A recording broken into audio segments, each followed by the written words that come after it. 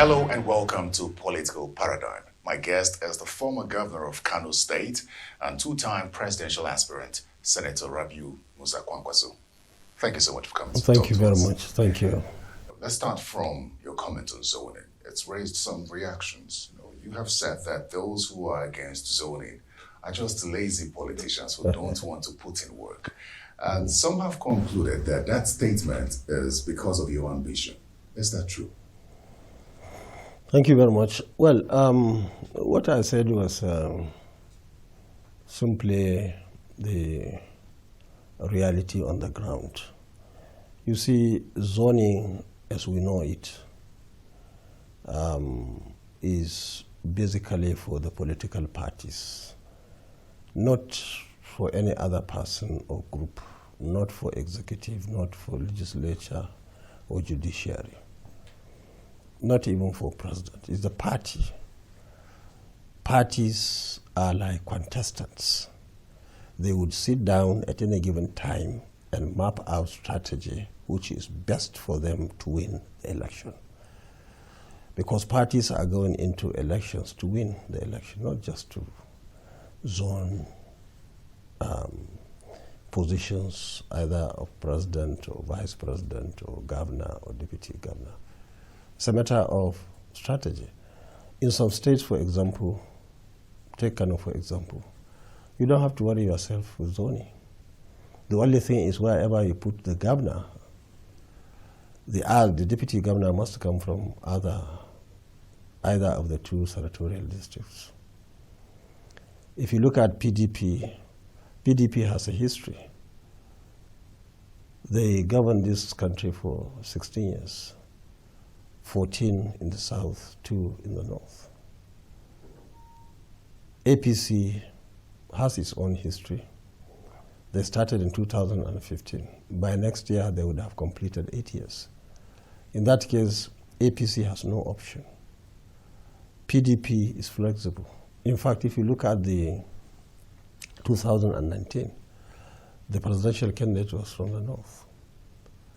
But if you look at other parties that have never won any election, I'm sure they are even more flexible because they will decide to put their presidential candidate in any of the zones.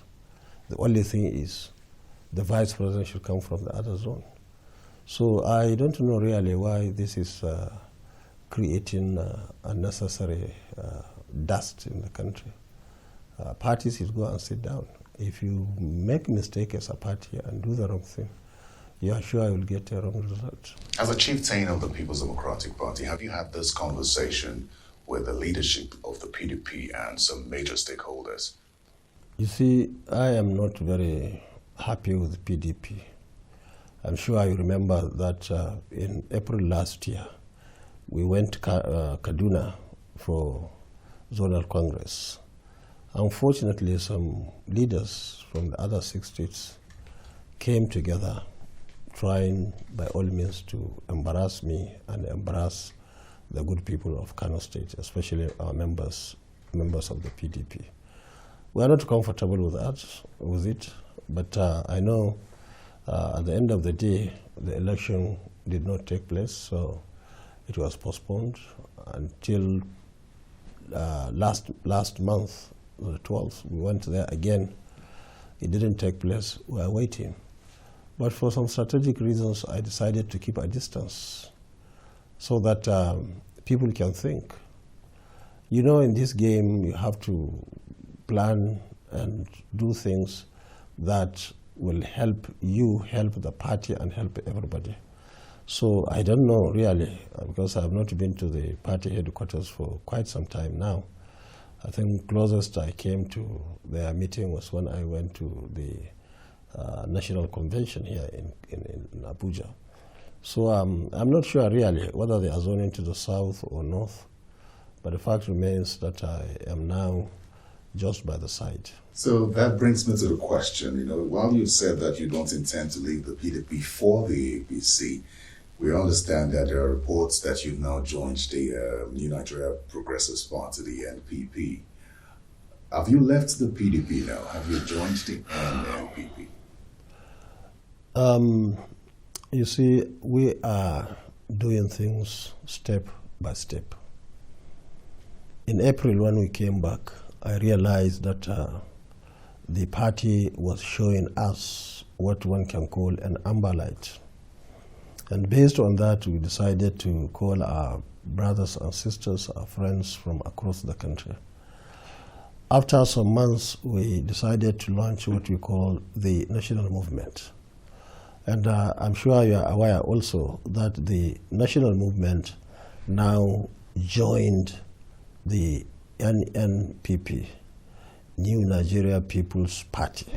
So right now they are in the process of registering our members of the NNPP. But as we are sitting now, I am here to resign my appointment or my membership of the PDP. And unless something else happens, one will have no option other than to do that. So then it's safe to say you have one foot in the PDP and one foot in the NNPP? No, all my feet now are in the PDP. And of course, if I'm going, I'll take all the two. Well, your movement is part of the NNPP.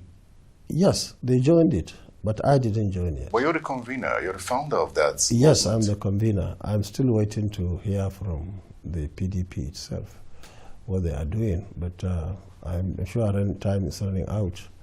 Maybe very soon you will hear me in NNPP. What do you hope to hear from the PDP to keep you back in the PDP? No, you see, at a certain level, you need to be consulted. You need to be involved in what they are doing. We are still strong. We are still interested. We are in the party. Ideally, I should be one of the most important individuals in a party like PDP for many obvious reasons. And from what we see, it's like many people are turning my strength into weakness. And that cannot be acceptable. You see, if you look at the scenario in the Northwest, during the Congress, things that were taken to Kano, the vice chairman of the zone, was supposed to be given to me to nominate somebody, just like it was done in Katsina. Shema nominated what was allocated to him. In Kaduna, Makarfi did that. In Jigawa, Sulalami did that. In Kebbi, Kebiru Taraki did that. In Sokoto, Tambuwal did that. In Zamfara also, it was given to then the governor. Now he's in APC. I don't know who nominated, maybe the deputy governor. So it is only in Kano that they thought I was too small, really, to be given that position. And that's what triggered the whole thing. And everybody kept quiet. They are so happy that maybe Kwankwaso is not needed in the party. But what I'm saying is, okay, this is politics. You should be where people should take you seriously. And especially in our parties, if you are in opposition, you have to come together as a family. You think this is intentional? You think someone's trying to cut your political wings? Well, you know, many people, sometimes you find individual or even group attempting to do what one can call political suicide. Because you see, once we leave the party, like we did in 2015, it will be a disaster for the party, for the PDP. Some people are calling NNPP now the third force. Once we join it, maybe it will be the second force, maybe only next to... So you fear that the PDP could crumble if you leave the no, PDP? There's no question about it. They cannot. Where are the leaders? Who are the leaders? They will crumble. But some have said that you betrayed the PDP one time. In 2015, you left the PDP, joined the ABC, and wrestled power from the PDP. And some have said that could be the reason why the PDP is refusing to give you a ticket. Well, we are not yet at the level of the ticket for 2023. I think it had to do with people who I can say did not understand, to say it mildly. It's democracy. You are free to move from point A to point B. There is nothing wrong with it. And in 2015, we thought there was need for change in this country. We had that change. Unfortunately, we brought the government that at the end of the day could not claim to be any better than the PDP itself. And I think that's where the confusion is. Now, an average person in PDP believes that, yes, they were bad, something went wrong, many things, in fact. And now they claim that APC has done even worse. So they believe that in 2023, the election is between the bad and very bad. So they would win. And that's not the case. And that's why you have a lot of voter apathy in this country. People are not interested in the two parties. People don't go for election. You find in many states, even gubernatorial election, which everybody is interested in, the total votes cast are less than 20% of the registered voters. Why are they 80%? Why are they 70%? They're not interested. So you see, some of the things, we have to look at them as politicians. And by the grace of God today, we are very much on the ground. And when we realize things are going wrong, we have to take action. You know, our democracy is not as old as that of America or Britain or France and so on and so forth, where they are stabilized, where really people of like minds are together. And that's the issue. Many of them, I cannot vouch and say that they are people of like minds. What we want is what they hate. We work for the Talakawas, the underprivileged. We want to see better Nigeria. We make sure that we treat other families like our own family and so on and so forth. And that's not what they believe in. In 1998, I was part of the formation of PDP. And of course, I was governor the following year in 1999. I was Minister of Defense and so on. But you see, the issue is that you can be in a party and realize you are together with the wrong people. And for that reason, you have to do something. But I can tell you that it's just a matter of time. The progressives will be together. The reactionaries, wherever they are, they will be together, and so on and so forth. So I think we are still in the learning process. We are still trying to establish a party or a group of people with a defined ideology. All these two parties, they don't have any ideology. Everybody is just coming to an election. But then again, Your Excellency, when you speak this way of the PDP and the APC, you've been in both. What's the difference between? What's the difference? You see, in 1998 or 99, it was just like having 5 houses empty, and people were just allowed to enter. We went around, people went around shopping and so on. At the end of the day, all of us found ourselves in one house or the other. You didn't decide who was coming to that house. And nobody probably even decided that you should go to that house. It is only when you are there that you look at yourselves. And along the line, you realize that, yes, you are in the right place, or you are in the wrong place. And I think that is what has happened. Now, I can tell you that I'm in a better position to make that comment because I was in the two of them. All right, great. Let's talk about your presidential ambition. Yes, you have not officially declared, but are you running in 2023? You see, now we are very busy working on the issue of registration of members. They are also working on the issue of congresses and convention and so on and so forth. So I am here to register in the party, but from the look of things, very soon, maybe when I finish consultation, both with my friends in PDP and APC, because we have like minds. You keep mentioning the APC would make me ask you again whether you'd be interested in turning to the APC. We have friends. You see, I am not alone. If you go to Kano, for example, if you look at the 2019 election, we have now 4 former governors. 3 including the incumbent who are in APC. All the senators, all the former senators, in fact, almost every ambassadors, everybody was there. We are only left with young men and women who were there in Kano who believe in what we are doing. There was an election. Everybody knows in 2019, PDP or Kwankwaso won the election. But some people within and outside felt otherwise. And we decided to say, okay, you take it. Many people who wanted to make trouble say, no, don't make any trouble. These are our properties, these are our people. Never.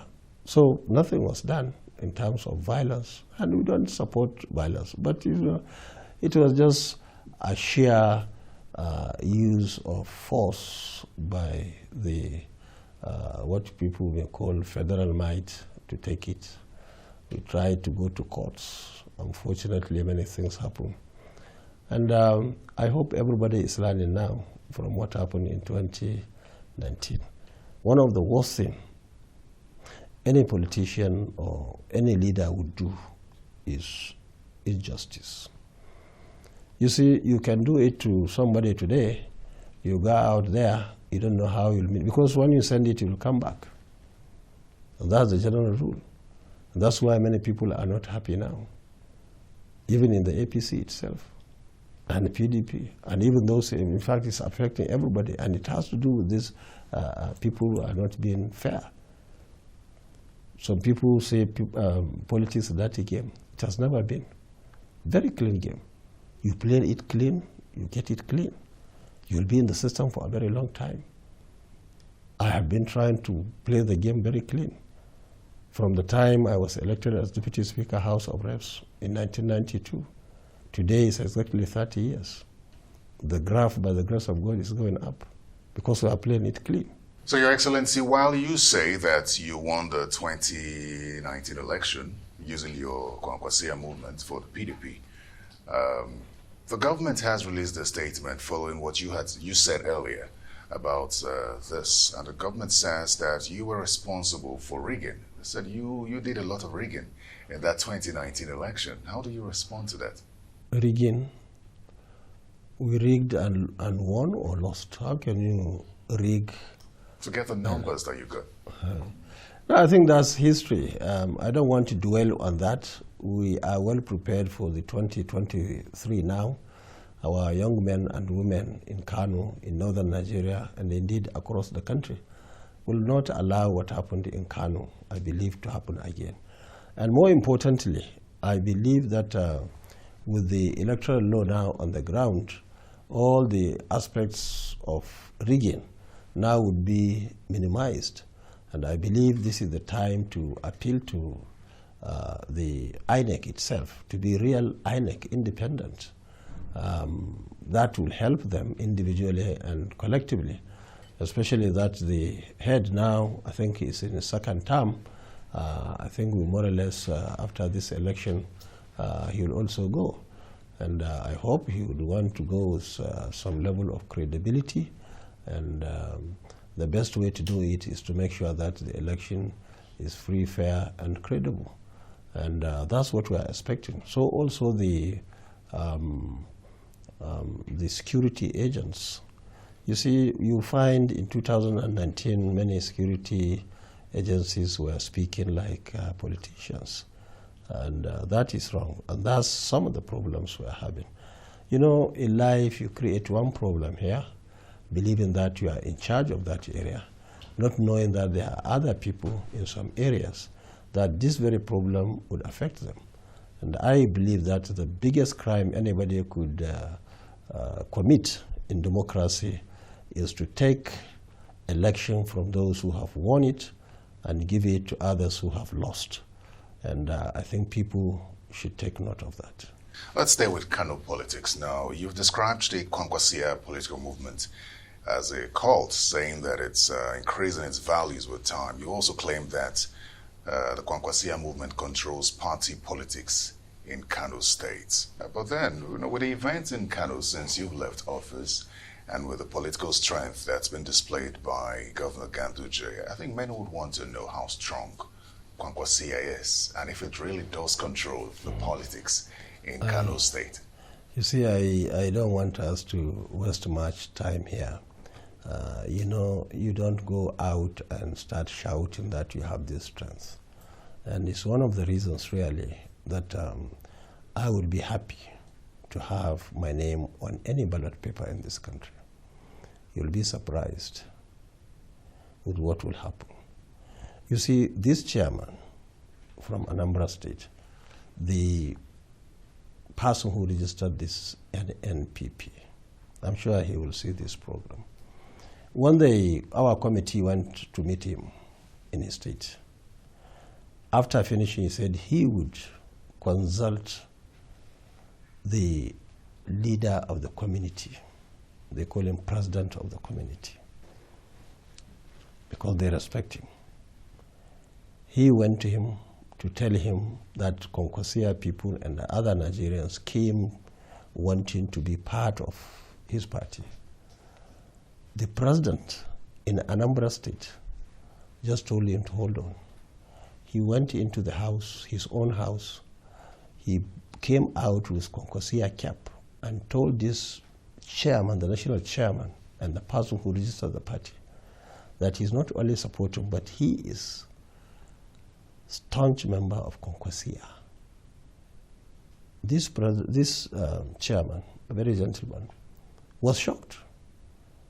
Ordinarily, we wouldn't think of Kwankwaso in Anambra, but his community leader, I can't remember his hometown now.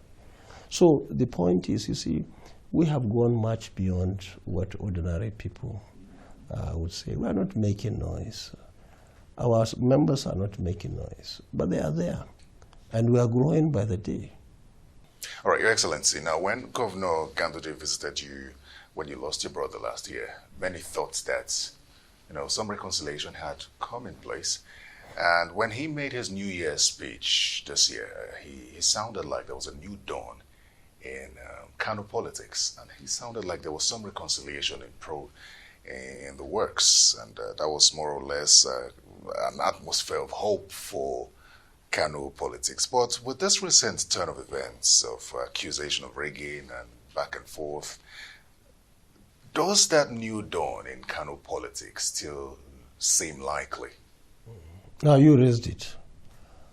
You raised the issue of Kano, and this is just history. It has nothing to do with what he said. What he did, he did. What he did not do, he didn't do, and vice versa. But when you raise an issue, really is a matter, I thought you are interested in knowing the truth of the matter, and that's what I mentioned. But you see, Ganduje was part of us, 100%, very loyal member of Kwankwaso.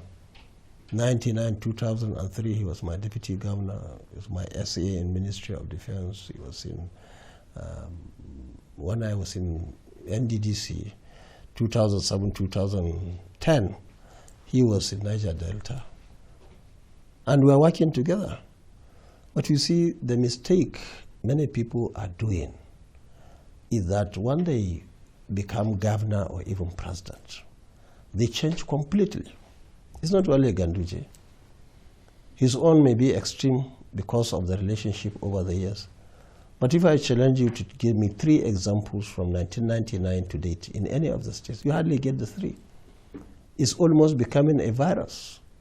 Anybody who supported anybody and he becomes president, it's a matter of the seat. And that becomes more difficult for all the sides. I wish all what happened in Kano didn't happen in terms of the relationship, and nobody would work for government either as state, local government or federal and then end up saying, I don't like it. They must have a reason. We worked for him. In 2015, we worked, Kwankwaso worked for him to get ticket and worked for him to win the election. And all these things happened. So the point is that it took him maybe 6 years or more to realize that there is need for reconciliation. As far as I'm concerned, there was just nothing. And when I was handing over in Kano, I was prepared for peace and even what happened in Kano, very well prepared. And at any given time, that's what politicians should do, prepare for the worst at any given time. God saved our lives. God saved our integrity. We are still strong. And we have seen what happened and these gestures you mentioned. So I'm so happy. I am not in politics to be fighting, to be anybody's enemy. But if you take it, okay, let's try it and see. Does that mean you are open to reconciliation? Any day. Any day. You see, that's what I'm telling you. We worked for Buhari. We wanted to work with Buhari. We wanted to make an input, whatever we wanted to put it there, so that we can succeed, so that we don't go to the other side, they say, oh, you brought him. And we have many other people who would want to be like Kwankwaso, with rich CV. They want to be ministers, they want to be advisors, they want to be chief executives, they want to be contractors. But when immediately he was there, the entire scenario changed. And there's nothing you can do. Even when you like him, you cannot you cannot see him, unless if he wants to see you. You can't go to the villa and say, yes, I am coming to see him. He's not like you and me as president. Maybe he will be like you and me when he finished in 2023. He will come back to the normal situation. The same thing with governor. What did you do in Kano that you look back at and beat your chests for? Now, before now, we are not talking of security, but now it's a big issue because before now we are taking security for granted. I was in the Ministry of Defense for about 4 years. When I was going out of defense, I never thought in my life security will go this bad in this country. I'm very close to members of the armed forces. Not only I was their minister. So much like them, they're so much like me. Some of them, of course, that were very senior officers have retired now. Those we put in the NDA are majors now, some lieutenant colonel. We supported them, we gave them all what they needed. It was our time, during Obasanjo time, that we moved the NDA from the old site to the new site along the airport road. We gave them all what they require. And we are very, very proud of them. They did so well. If you see their performances in history, right from Congo, come to Liberia, Sudan, Sierra Leone, fantastic. And what is happening now is what is really, to me, is like a mystery. Pardon me, Your Excellency. I asked what you did for the people of Kano State. Yes, that's one. Now, that's issue of security. We provided security. The Boko Haram did everything under the sun to make Kano its base. It was not possible. And up till now, Kano is an island. Even was doing very little in Kano by governor, even the next governor, it will take them a lot of time and efforts and foolishness on the side of governor of Kano to drag Kano into the mess, because all the gadgets that we require to monitor people from coming into Kano, all borders of Kano are there. And that's why when they say somebody was being kidnapped, it's in the bush, and they are talking to him for 2 weeks, 3 weeks, now months. No, nothing is done. Now I think the government, this government, federal government, has to do something. And this thing will continue. These bandits are there now. They go to everywhere road. Even recently they attacked the deputy governor with so many people, security men around him. So the issue of security. And the next one, which was the most important as far as we are concerned before the advent of this insecurity, was the issue of education. We have done so much. Thousands and thousands of young men and women were sent to 14 countries in just 4 years. In all fields, anybody who had first class in Kano during our time was taken abroad, was given automatic scholarship. Anybody with 2-1, second class upper. In fact, when I was living in Kano, we were on 2-2. Anybody who was second class lower was taken abroad. Now, you see, the idea of taking people abroad, I believe, was more expensive. But we wanted exposure. We want to know what people are doing there. not only we took people abroad, we established 2 universities, Kano University of Science and Technology and Northwest University, one of the best in this country. They're there.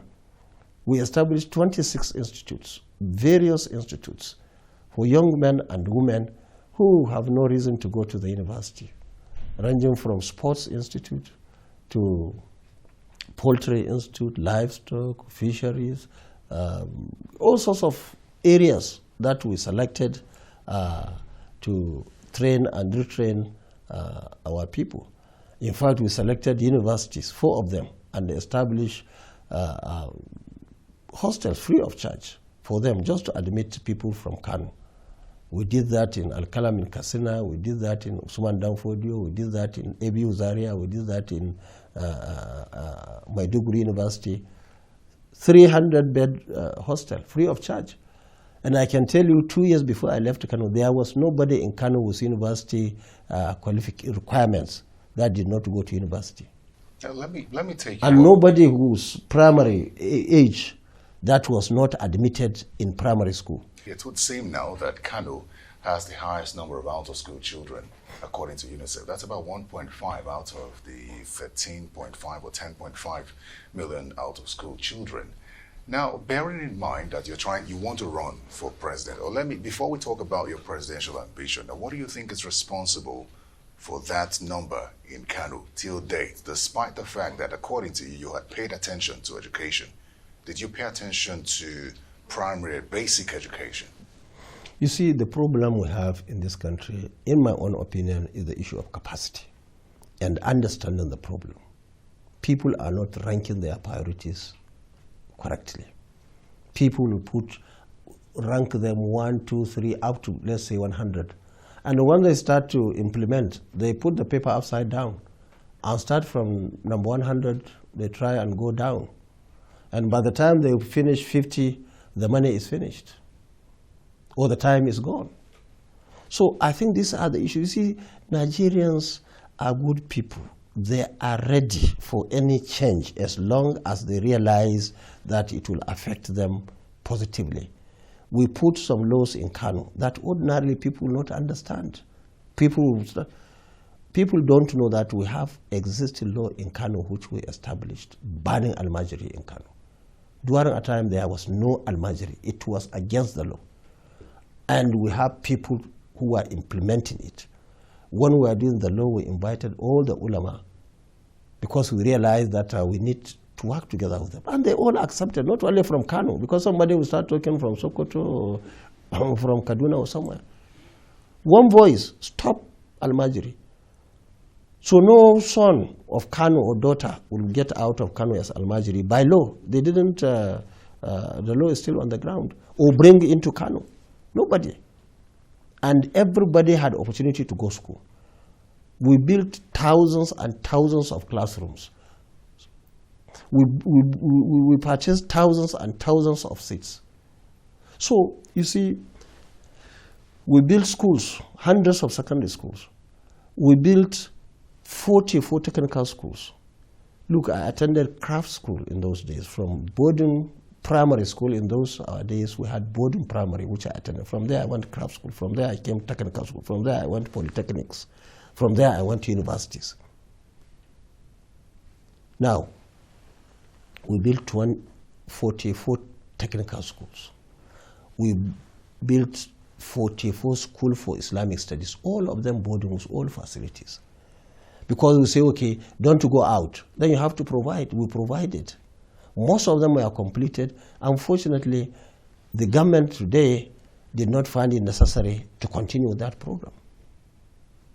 And you see, Kano as a cosmopolitan area, and we established hope for people in northern Nigeria to go to Kano. And with pressure in the northeast and pressure, security pressure from northwest and other parts of the country, people are just moving. And government, strong government, must take all that into consideration, provide necessary amenities, make sure that the system is working. And unless you do that, you run up, you see the children roaming around. And even the economic situation of the country is not even helping the matters. people who were able to feed themselves and their families. Now I find it difficult to do that. So that's why the whole thing is complicated. And as long as leaders at national level, state and local governments will not take these details into consideration, I can assure you, God forbid, we'll continue to see more of those vices. And from those ones, and that's what we told people of Kano.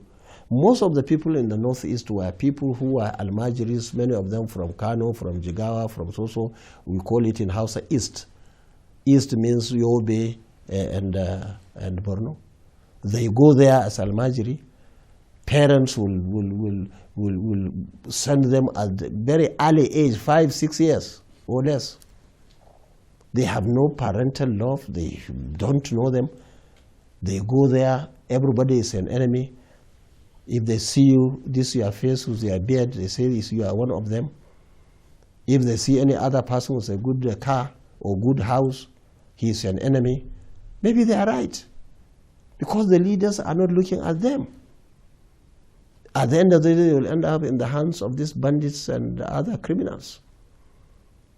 Many of the criminals we are seeing, they are not people who have gone to the university. Most of them, maybe a few of them who have been to school. Nobody will be happy after graduating, after getting a job and something, and start thinking of becoming a suicide bomber. You cannot do that. Nobody will do that.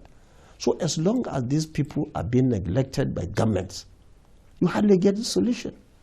Now people are not going to their farms in the northwest, in the northeast, even north central, even to eat, to protect them. And we also hear that people are being taxes to bandits. That means there are warlords in the country taking over land. This has to stop. Our situation is beyond the issue of waiting for bandits to attack the military installations just to repel them. They should be chased out. They say 300 people on 100 vehicle, motorcycle and so on. Military should chase them. This is 2022. If you want to see what is happening in any part of this country, just Google. It's just there. And this country is blessed with enough resources to make sure that every one of us is protected. And that's the main thing government must do. Otherwise, we continue to have negative things. Children are not going to school. Everybody is, people have no job. Government has to encourage people to create jobs. Good environment.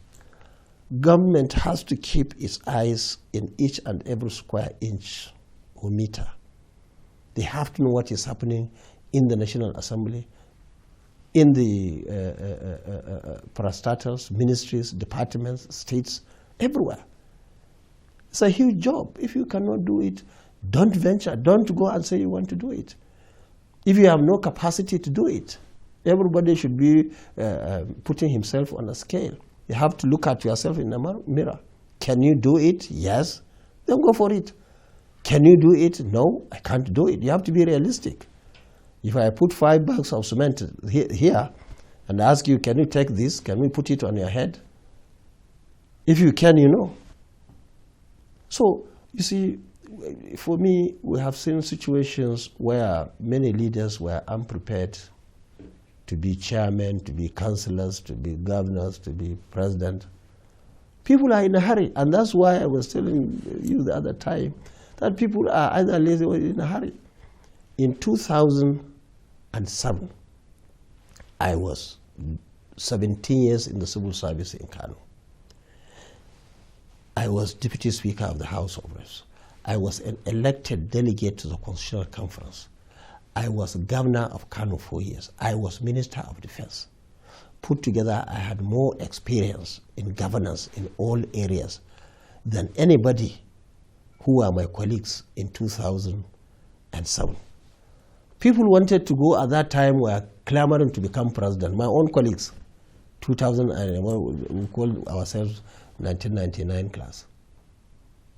Now, at that time, I was just telling myself, I have an unfinished job in Kano. One more term, I had to go and battle it out and use all our supporters, the Kwankwaso supporters, and took it. And that was like a miracle what we did, because 8 years of thinking, what did I do wrong? What did I do right? What did I do? Jotting.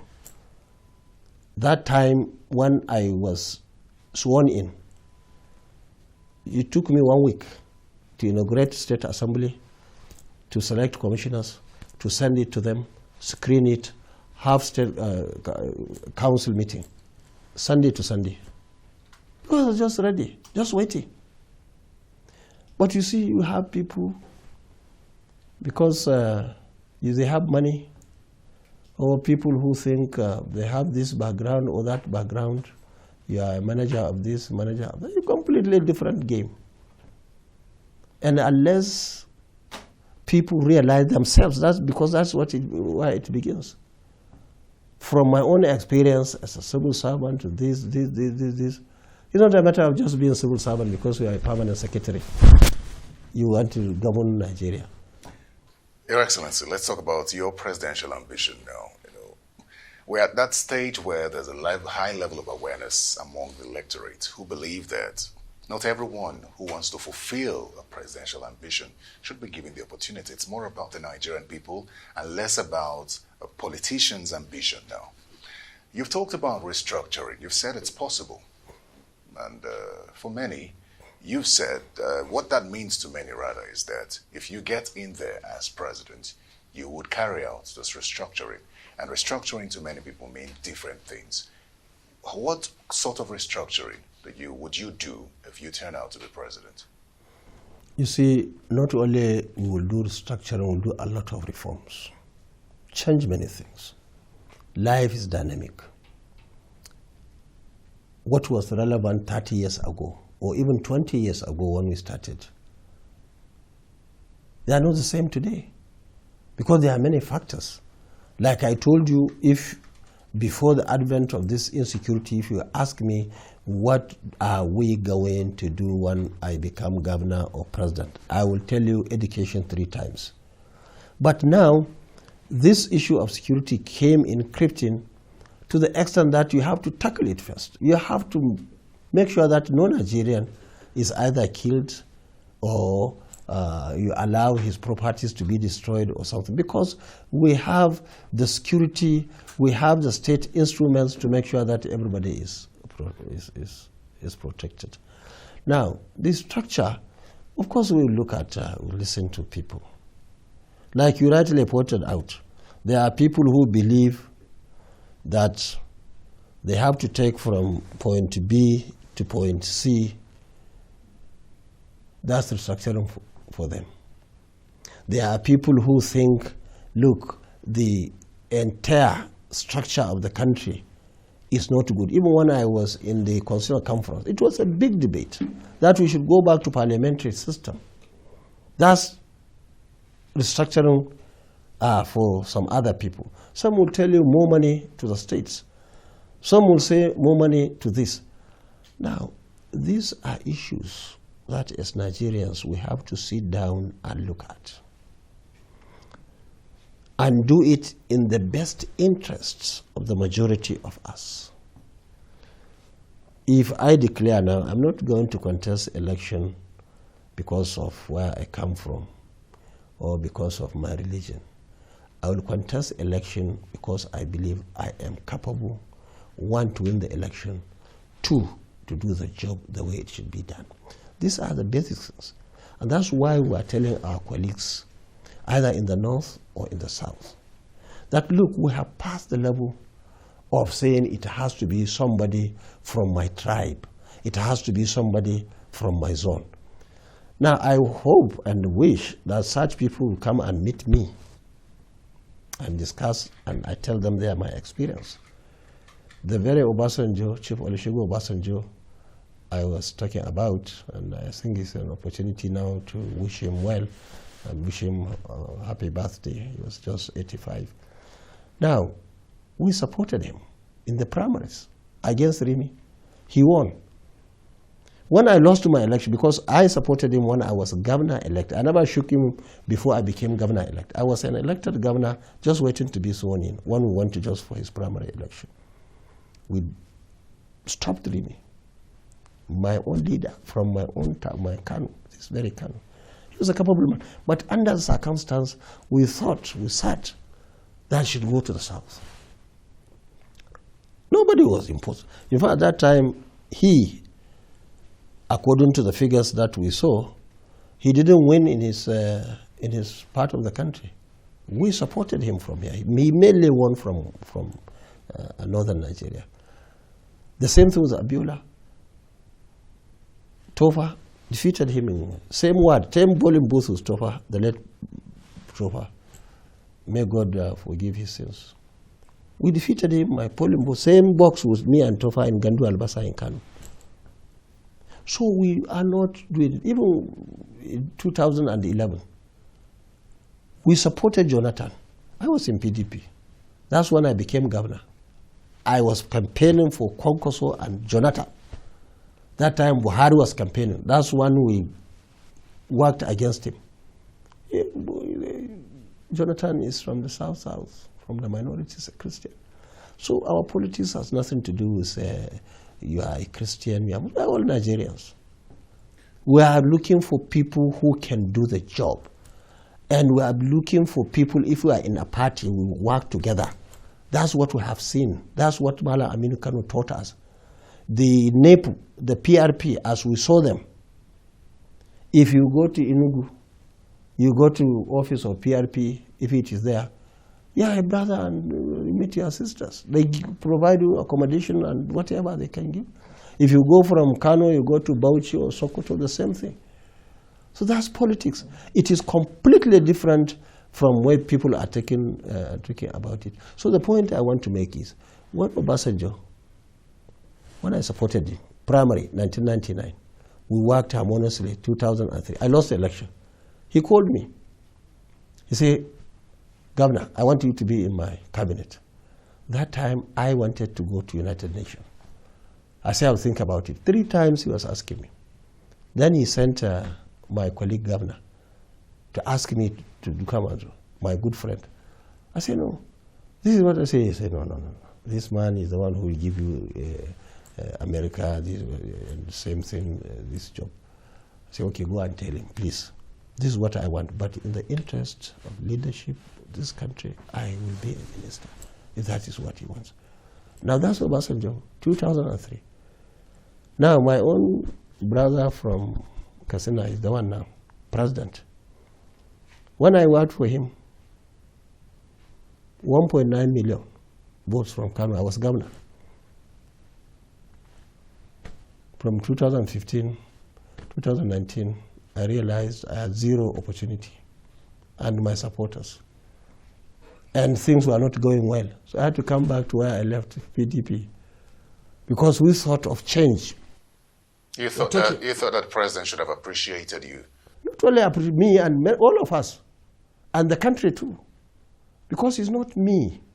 Now I'm jobless. He is president, but I like it because I have so much time now to do other things. If I was a minister in any of the federal ministries or in any parastatal or doing anything with government, I wouldn't have even enough time to even talk to you. And even if I have to talk to you, I have to think of what to say beyond what I'm doing now. So, you see, for those who are clamoring for it has to go to this, it has to go to that, they should come. There is more examples to give them, to tell them. And they should be patient. They should take it easy. We learned, one of the things that I learned from people, my friends in politics, and even friends in the school or universities from the South, is this issue of pick the best. And that's what we are saying now. Who is the best? If you can bring somebody with better credentials than me, better capacity, verifiable one, I may consider supporting him. I tell you what else the next president of Nigeria must do. That is unify this country, give everyone a sense of belonging, because the concern for many Nigerians with this Buhari administration would have to be that there's been some form of segregation, and that's led to quite some agitations, and people have questioned the unity of this country based on this administration. How would you go about bringing unity back to this country? You see, that has to do with your own foundation and exposure. Most of my friends, the people that I can call my friends, are from the southern part of the country. Some of them, we lived outside this country as friends. Some, we started politics with them when I was deputy speaker. And that's one of the luck, because you can call it a luck, that my first outing was to become deputy speaker of the House of Reps. At that time, we had 594 members.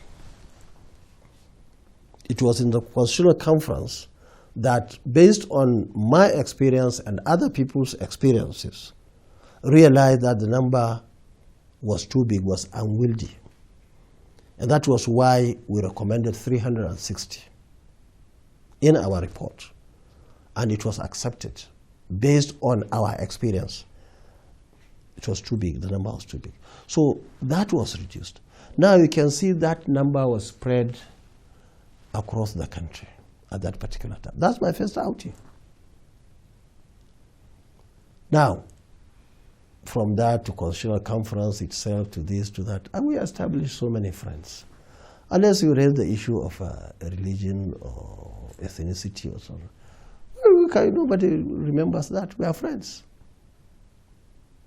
So that's why I gave you an example of the 81 when I went to London. Caribbean, somebody with Rasta with this hair.